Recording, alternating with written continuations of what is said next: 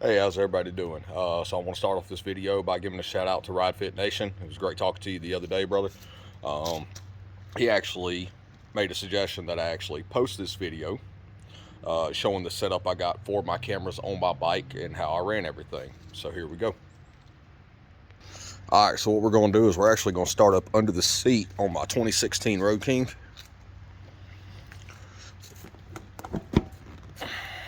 As you can see, that's where you got your ECM. Right up under the tray for your ECM, you have your battery. So what I did, right off the battery tender plug, I ran this right here. Both ports are 3.2 amp quick charge, and then you have a voltage meter right there, so you know the exact voltage that your battery is sitting at. Most batteries should be maintained at a 12.7. Shelf maintenance on a battery is 12.5, but I can turn everything off right there. I got my switch.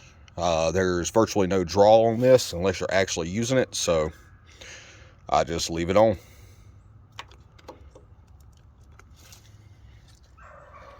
Now, my two USB-C cables, or USB to USB-C, I've got ran into the cable tray. That goes up under the gas tank. Coming out of the cable tray up here at the neck, I've got my two cables with plenty of slack, so I can route around regardless of where I mount the camera. Even if I'm out down here on the engine guards. Same with the one on the suction cup mount.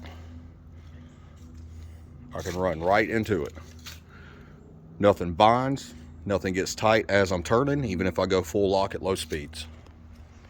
Now, the advantage to this is that I don't have to run batteries in my GoPros.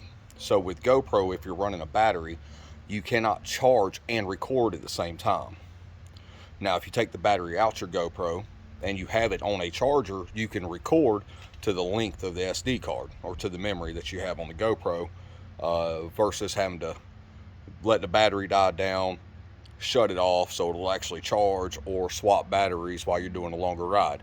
So with the SD cards I have in there right now, I've got 9 hours that I can ride and record. The only time I'm stopping is for fuel in the stretch. And remember, cable maintenance is your best friend. Try to keep everything nice, clean, do a decent loop and everything so nothing gets bound. You don't start fraying your cables. Keep everything tucked. If I need to get to the battery on my bike right now, all I gotta do is pull these two bolts. That tray comes out. I've got nothing ran over it. Everything's nice and clean.